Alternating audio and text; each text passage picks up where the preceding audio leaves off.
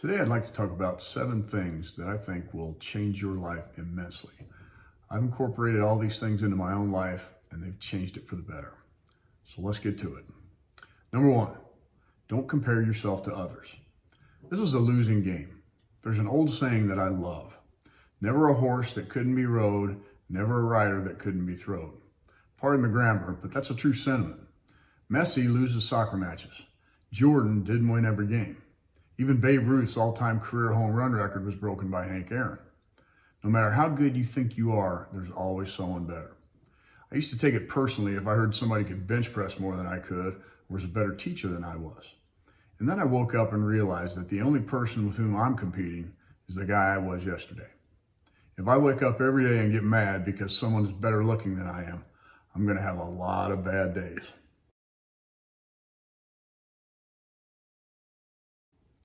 Number 2, walk, and then walk some more. A couple weeks ago, I read a great article about the benefits of walking. And the article profiled a guy who's in his 50s, when he was in his 50s, was diagnosed with heart disease that was so bad his doctor told him he'd be lucky to live another 5 years. Now he's in his late 80s, and he swears the secret to his longevity is the fact that he walks 3.5 miles a day every single day. Because of my spinal fusion and degenerative disc disease I have in my lower back, I can't run anymore, but I can walk, and I walk at least 3 miles a day every day and do at least 35 minutes a day on a cardio machine. I think it allowed me to recover from spinal surgery in record time, and I love the time when I'm walking because that's when I do my best thinking. Give it a try. Number 3, find a purpose. When I retired from teaching years ago, I felt like I had lost my identity. I'd been a high school English teacher for pretty much my entire adult life, and I didn't quite know who I was anymore. Fortunately, a friend of mine recommended me as a supervisor for student teachers at a large university near my home. My purpose is a bit different than it was when I was a teacher in front of the kids, but now I can use the years of experience I gained in the classroom to help my student teachers succeed. If teaching is the best job in the world, and I believe it is, I believe mentoring student teachers is a close second. I found my purpose again, and it changed my life. Number 4, don't complain. One of my favorite memes on the internet is a picture of a little girl who's hugging a dog with a huge smile on her face. She's living in abject poverty, she's surrounded by trash and filth, and her face is smudged with dirt. The meme says, somewhere, someone is happy with less than you have. We live in the wealthiest country in the history of the world, and yet many of us are never happy. I saw a guy on Oprah once who had inherited over $500 million from his parents, and he complained because he had cash flow problems and couldn't access millions of dollars in less than 24 hours.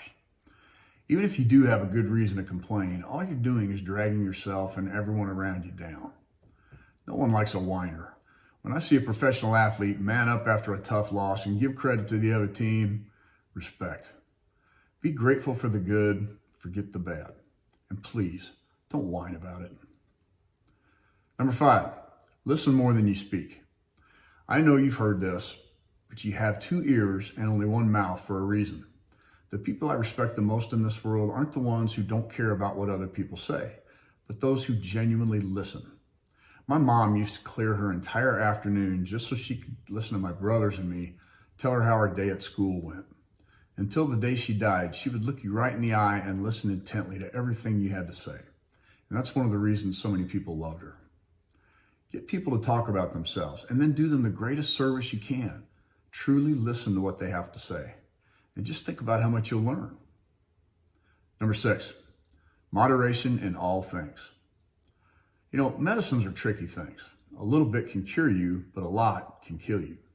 That's the way most things in life are. I've heard the saying, you can never get too much of a good thing. Well, I'm calling BS on that one. You can get too much of a good thing, and I'll give you an example. I love my wife very much, and I'm pretty sure the feeling is mutual, well, most of the time. But she does her thing, and I do mine. We eat lunch together, we eat dinner together, we watch something together after dinner, and we go grocery shopping together. But she doesn't want me hanging on her the whole time. When I retired, I think her greatest fear was that I would be around too much. And there was certainly an adjustment period. But too much of anyone, no matter how you feel about them, is not good.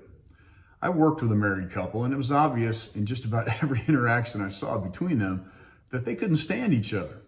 Enjoy the good things in your life and appreciate them, but don't let them control you. There's nothing wrong with enjoying a beverage every now and then, but don't overdo it. A wise man controls his habits. A fool is controlled by them. And the last one, number 7, stop worrying about things you can't control. I saved this one for last for a reason. To me, it's absolutely crucial to live a good life. It's one thing to know this, but it's quite another to live it. I spend a lot of time distinguishing between good things or things I can control and things I can't. And finally, number 7, stop worrying about things you can't control. I've saved this one for last for a reason. To me, it's absolutely crucial to living a good life. It's one thing to know this, but it's quite another to live it. I spend a lot of time distinguishing between the things I can control and the things I can't. The things in my control, I work my tail off to do just that. That's where your attention and work belong. Things like setting time aside for writing, working out, spending time with your family and friends are definitely in your control. Things like the weather, what other people think about you, and what other people say or do should have no bearing whatsoever on how you live your life. I've wasted so much of my life worrying about how I appeared to others, and I don't do that anymore. And let me tell you that doing that completely empowers you and takes that power away from others. Why would you allow someone else to rent space inside your head? You can't control the things that happen in the world, but you can control how you react to those things. Don't give them power over you. Before I go, I want to say how much I appreciate my viewers. Thanks for taking some time out of your day to watch. Take care, and I'll talk to you again very soon. Love you guys.